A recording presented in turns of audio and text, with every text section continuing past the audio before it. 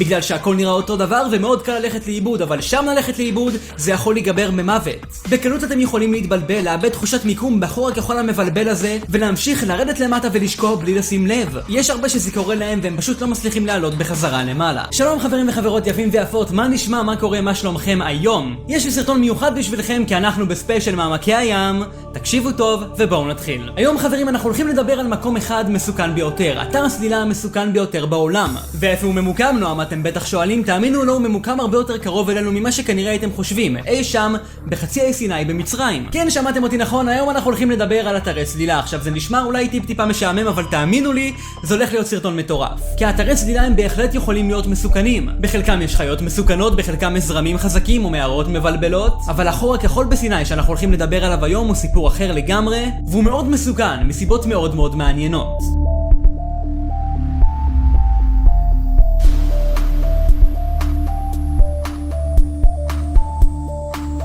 מצפון לעיר דאב יש את אחד מאתרי הסלילה המפורסמים ביותר בעולם, אבל הוא לא מפורסם מסיבה כל כך טובה. כי מדובר פה במלכודת מוות לכל דבר. אז מהו החור הכחול? שאלה טובה. החור הכחול הוא אתר סלילה בסיני, כמו שכבר אמרנו, שהוא בעצם חור בתוך הים. זה די מגניב, תחשבו על זה כמו תהום ענקית לעומק של כ-139 מטרים. עכשיו אתם יכולים אשכרה להיכנס לחור הכחול ולצלול בו, ואז לעבור מהחור הכחול אל הים הפתוח. אבל איך זה עובד? בין החור הכחול לים הפתוח מפריד קיר אנכי וקשת בעומק של כ-56 מטרים מתחת לפני המים, ואפשר ככה לעבור מתחת לקשת ולעבור מהחור הכחול אל הים הפתוח. אבל פה יש טוויסט חברים וחברות, כי אם זה נשמע פשוט לעבור מתחת לקשת, מה הבעיה? במשך השנים נחשב החור הכחול כמקום אתגר לצוללנים שעושים שם את הסלילה המסוכנת עליה דיברתי, שבה הצוללנים בעצם מנסים לעבור לעומק של כ-56 מטרים מתחת לקשת אל הים הפתוח. מי שהצליח במשימה סיפר כי מדובר בצלילה מדהימה ביופי שלה, אבל היופי מגיע עם מחיר, כי הסלילה הזאת היא כל כך מסוכנת, ובמשך השנים מצאו צוללנים רבים את מותם בדבייה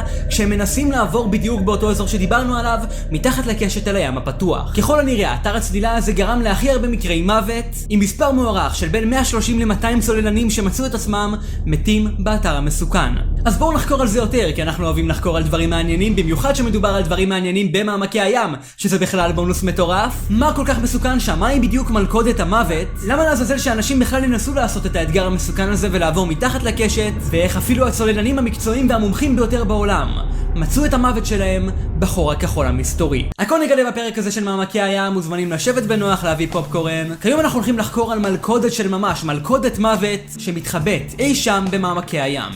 בואו נתחיל. במשך ההיסטוריה, המקומיים שגרו באזור החור הכחול נמנעו מלהתקרב אליו, והייתה אגדה ביניהם כי החור הכחול הוא רדוף רוחות. לאחר מלחמת ששת הימים, ישראל השיגה שליטה על חצי האי סיני, ובכך גם על אזור החור הכחול. ובתקופת השלטון הישראלי שלנו, החור הכחול הפך לאט לאט לאזור מוכר בכל העולם בתור אתר צלילה. והכל השתנה בשנת 1968, כשקבוצה של צוללנים ישראלים היו הראשונים להיכנס פנימה עם ציוד צוללים מודרני. שם הישראלים, כמובן ישראלים כי אנחנו תמיד מקום ראשון, חקרו את החור הכחול המסתורי, ושם בפעם הראשונה גילו את הקשת המסתורית שאנחנו הולכים לדבר עליה עוד הרבה. קשת שרבים ניסו לעבור אותה וחלק גדול מהם לא חזר בחזרה לאדמה. ומאז החור הכחול הוא אתר סלילה מפורסם בכל העולם, וצוללנים רבים מגיעים אליו בשביל לנסות לבדוק את היכולות שלהם. אז חקרנו על ההיסטוריה כמו שאנחנו כבר אוהבים, תלמידי היסטוריה יקרים שלי, ועכשיו הגיע הזמן לדבר על החלק המעניין ביותר, הסכנה. עכשיו פה הקטע הטריקי, כי החור הכחול כמו שאמרנו אזור הסלילה המסוכן ביותר בעולם, אבל החור הכחול בעצמו הוא לא באמת כזה מסוכן. אבל המסלול שעובר בין החור הכחול לתוך הים דרך הקשת, כמו שאמרנו,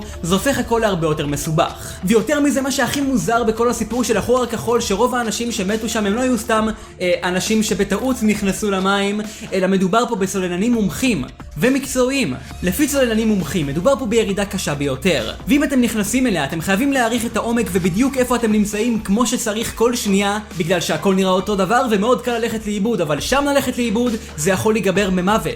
בקלות אתם יכולים להתבלבל, לאבד תחושת מיקום בחור הכחול המבלבל הזה ולהמשיך לרדת למטה ולשקוע בלי לשים לב. יש הרבה שזה קורה להם והם פשוט לא מצליחים לעלות בחזרה למעלה. בתור צוללנים אתם חייבים להיות רגועים, להישאר רגועים ומדויקים ולשלוט על מהירות הירידה שלכם כדי למצוא את הפתח בקיר. הפתח שיעזור לכם לעזוב את החור הכחול המפחיד והמטורף לגמרי אל הים הפתוח המגניב. עכשיו ככל שתעמיקו בסלילה, המהירות בה תשקעו למטה תעלה בגלל לחץ המים ההולך הולך וגדל. ואם אתם מוסיפים לכך פאניקה שהיא טבעית לגמרי, מה שקורה שצוללים רבים מוצאים את עצמם כשהם מתרכזים ומנסים למצוא את הקשת והחור בשביל לעבור לים הפתוח, והם כל כך מתרכזים בלמצוא את המעבר הזה שהם פשוט לא שמים לב שהם שוקים למטה לאט לאט, וכשהם שמים לב שהם כבר הגיעו לעומק מסוכן זה כבר מאוחר מדי, והם נשארים בלי חמצן וכוח לעלות למעלה, וחלקם עוזים את עצמם פשוט מתים אי שם בקרקעית החור הכחול. לפי יושב ראש ההתאחדות הישראלית לצלילה לשעבר, החור הכחול הוא מתכון בדוק לאסונות.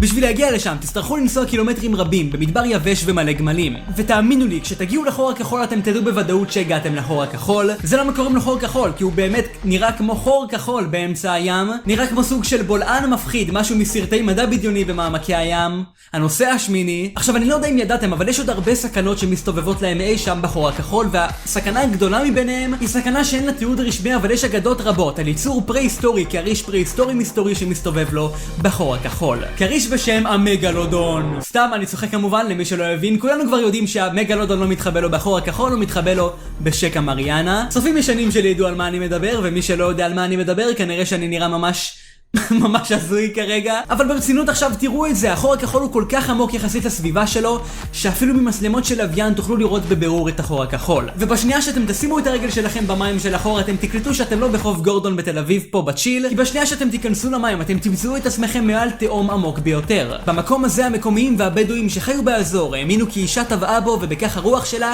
הטילה כללה על המקום. אני אישית פחות מאמין בדברים כאלה, אתם יודעים, אני לא מאמין גדול ברוחות ורפאים. המקום הזה בהחלט מסוכן, אבל אני לא חושב שזה בגלל רוח רפאים. אז עכשיו, מוכנים חברים וחברות, מוכנים להיכנס איתי להרפתקה מטורפת? תקשיבו טוב, כי אנחנו הולכים לעבור על סדרה של הביולוג ומנחה הטלוויזיה מונטי הלס, שהולך להיכנס לחור הכחול ולהראות לנו בדיוק מה מסתתר שם. אל תפסיקו לפחד. עוד לפני שהם בכלל נכנסו לחור הכחול, הם כבר נתקלו בקבוצה בה לאחד מהצוללנים היה קשה. הוא איבד חמצן והוא היה חייב להשתמש בעזרה של חברים שלו בשביל לחזור לחוף. וכל זה היה כשהם עוד היו נמצאים בעומק סביר. תחשבו מה היה קורה אם זה היה קורה הרבה יותר עמוק בחור הכחול. לא נעים בכלל, ומקרה כזה היה יכול להיגמר במוות. אז מונטי החמוד והיפה שלנו הביא צוות של צוללני העילית הטובים ביותר והמומחים ביותר בעולם, שהראו לנו בדיוק מה מסתתר בחור הכחול. הם התחילו לצלול, וכבר שהם הגיעו לעומק של 40 מטרים הם ראו את זה, את הקשת, מלכודת המוות. חשוב שתבינו כי מדובר פה במלכודת לכל דבר. אשליה אופטית על המוח האנושי שלנו, אשליה שגרמה למותם של יותר מדי צוללנים. הם מסבירים לזה מעולה. But in the blue hole, there's something deeper that some divers find irresistible. This is 40 meters, and just in the distance you can see the little bit of light, bit of mystery up there in the blue, and it really beckons you. כשאתה שם זה מרגיש כאילו רק עוד שנייה, אתה עוד שנייה מגיע לקשת ועובר אותה. אתה כבר רואה את הקשת ואתה בטוח בתור צוללן שאתה יכול לעבור את זה בקלי קלות. וכשאתה שם, הדבר הכי טבעי בראש שלך לעשות זה דבר ראשון לעבור את הקשת. אתה כבר רואה את הסוף, אתה כבר כמעט מגיע לים. הים הפתוח זה כאילו שנייה ממך, ממש עוד שנייה אחת של שחייה ואתה שם. אבל לא רק שזאת מלכודת לכל דבר, במצב הזה האינסטינקט האנושי שלנו פשוט בוגד בנו. המרחק הקטן הזה שהצוללנים חושבים שהם יכולים לעשות, הוא המרחק המסוכן ביותר. Just feels like it'd be a couple of fin kicks and I'd be there. But that short distance for many divers is the last swim they ever do. כי המרחק הזה הוא מרחק הרבה יותר גדול ממה שאתם חושבים וממה שזה נראה לך במוח שלך כשאתה בתוך החור הכחול. ובשביל המרחק הקטן הזה, הם צריכים לסלול עמוק יותר, מה שמסכן אותם אפילו יותר, והמקום הזה אשכרה מתעתע במוח שלכם, וזה מה שכל כך מסוכן בו, ומה שכל כך בעייתי בו. אתה מרגיש כאילו אתה עוד שנייה שם, אז למה לא כבר לשחות לשם ולעבור את הקשת, ולחץ המים לא עוזר בכלל? ובשביל באמת להבין את לחץ המים המטורף שיש בעומקים האלה, הנה דוגמה מגניבה. הם לקחו בקבוק מים שהוא מלא לגמרי, ובעומק של 10 מטרים בלבד הוא כבר נראה ככה, מתכמת לגמרי. לומדים מדע עם נועם אמיר.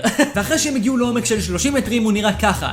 זהו לחץ המים ואיך הוא משפיע על הבקבוק, וכך הוא משפיע גם על הגוף שלנו. בסופו של דבר, כשאתם מנסים לעשות את הסלילה הזאת בחור הכחול עם לחץ מים שהוא גדול בהרבה מאשר ביבשה, וכשאתם משלבים את כל זה עם פאניקה, אוויר שלאט לאט נגמר, העובדה שאתם עוברים את העומק הבטוח עם מקום חשוך ומבלבל וציוד שגורם לכם לשקוע כלפי מטה, פלוס העובדה שככל שאתם יותר עמוקים אתם תחוו שיכרון חושים שנגרם בגלל עודף חנקן שיסתבר אצלכם בגוף, מה שיגרום לכם להיות כמו שיכורים ולאבד פוקוס. כשאתם מוסיפים את כל הדברים האלה ביחד במקום כל כך מבלבל, כמו החור הכחול, אתם מקבלים מלכודת מוות לכל דבר, קשת המוות שגרמה למותם של עשרות אם לא מאות צוללנים. זה כל כך מפחיד וכל כך קריפי, ואפילו יש תיעודים של צוללנים שצילמו את עצמם כשהם טובים בחור הכחול. כמו תיעוד המצלמה הזה של צוללן שצילם את הסוף שלו, כשהוא התפקס כל כך לצלם, הוא לא שלט על מהירות הירידה שלו בצורה נכונה, הוא איבד את השליטה במקום המתעתע הזה, וככל שהוא ירד יותר למטה, מצטבר בגוף יותר ויותר חנקן, מה שיכניס אותו לשיכרון החושים הזה שדיברנו עליו, הוא איבד פוקוס לגמרי, וכשאתה במקום כזה מבלבל, מאבד את החושים שלך, מאבד את הפוקוס שלך, ואת הכיוון שלך, אתה פשוט שוקע למטה והסוף קרב. ובשנייה שאתה צולל יותר מדי עמוק, אתה מתחיל להבין שאין דרך חזרה. הסרטון נגמר כשהצוללן מגיע כבר למעמקי החור הכחול בעומק של יותר מ-100 מטרים, וכשהכל נהיה חשוך ואתה רואה את קרקעית המים, אתה יודע שאין דרך חזרה. וככה נגמר הסרטון, וזה באמת פשוט נותן לי צמרמורת לחשוב על זה אפילו. עוד פעם חשוב להבין, החור הכחול בעצמו הוא לא באמת כזה מקום מסוכן, אתם יכולים להיות שם ולעשות שם סנורקלינג או לא יודע מה, אבל כשאתם מתחילים לצלול, שם זאת כבר נהיית בעיה. ולא סתם המקום הזה, החור הכחול גבה את חייהם של כל כך הרבה בני אדם. זה היה הסרטון, אני חוזר לעלות גבוהות בייבי, מי היה מאמין? זה הסרטון שהיה לי כל כך מעניין לחקור אותו ולעשות עליו, כן, סרטון. חוזרים ללוז העלאות, סרטוני הידעתם מטורפים, סרטוני מעמקי הים מטורפים וכל מה שתרצו, וזה באמת קורה בגלל כל התמיכה המטורפת שלכם. כל פעם שאני מעלה סרטון יש כל כך הרבה תגובות יפות, כל כך הרבה, באמת אתם כל כך מפרגנים וזה פשוט מחמם לי את הלב. זה כל כך קל לי לשכוח שאשכרה אנשים צופים בי מול המסך, כן? זה לא רק אני מדבר למצלמה, אני אשכרה מדבר לאנשים, ואשכרה אנשים מחכים לסרטונים חדשים, ואז שאני מעלה סרטון ויש כל כך הרבה פידבק טוב, זה פשוט מחמם לי את הלב. עכשיו כמו שאתם יודעים, מגיע הזמן לשאלה היומית. נונסטופ גיימינג מגיב, אני אוהב אותך בלודרופ, אפילו שזאת לא שאלה יומית, אני חייב להכניס אותך נונסטופ. אוהב אותך, גם הגבתי לו. אוהב אותך אהובי. הערוץ הכי טוב בישראל, עדיין. אני ונונסטופ זה סיפור אהבה, חברים וחברות. אפשר להיות בסרטון? כן. כמה אתה באמת אוהב אותנו, באמת שהכי בעולם. מה אתה עושה בזמן של הסגר? מצלם לכם סרטונים, עובד על הפרויקט בקרוב, וגם אני לא אשקר לכם, ואני אתכם כנה לגמרי, הרבה מבזבז זמן, זה כל כך קשה להיות פרודקטיבי בתקופה כזאת. אני לא יודע אם אני היחידי, אני לא מאמין שאני לא היחידי, שהוא פשוט בתקופה די חרה. עכשיו גם בגלל שאני כבר לא בבית ספר, זאת אומרת סיימתי את הלימודים שנה שעברה, אין לי בגרויות, אין לי צבא עדיין, אין לי כלום, אין לי שום מסגרת, אז יש הרבה פעמים שאתה קם בבוקר ומאוד מאוד קשה לקום, אין את הדבר הזה בשבילו לקום בבוקר. אני מאוד מנסה לחזור לעלות גבוהות, אתם מה שמחזיק אותי, באמת הערוץ הזה מחזיק אותי, אבל זה קשה, ואני הרבה פעמים, רוב הזמן אני שוכח, עוד פעם, שיש כל כך הרבה קהל, אני שוכח שאני ערוץ גדול, אני לא יודע. ואם קשה לכם עכשיו בתקופה הזאת ואתם מרגישים כאילו הכל מבולבל, אתם לא לבד, אתם באמת לא לבד, והתקופה הזאת תעבור כמו הכל בחיים, ויהיו תקופות יותר טובות לכולנו. וגם אם אתם קשה לכם בלימודים עכשיו או בלהתפקס בדברים, זה קורה גם לי, זה קורה לכולם, זה טבעי לגמרי. אנחנו בתקופה מטורפת לגמרי, אל תהיו כל כך קשים עם עצמכם. זה היה הסרטון של היום, מוזמנים לפנק בלייק, לשאול שאלה בתגובות עם השטג השאלה יומית, ואולי תהיו בסרטון הבא. אני הייתי נועם, ואנחנו חוזרים ללוז העלות קבוע. אני חוזר לשוונג, אני ממש מנסה להכריח את עצמי לחזור לעלות סרטונים, כי אני יודע שזה יעשה לי טוב, ואני מקווה שזה עושה לכם טיפ-טיפה יותר טוב על היום. נתראה.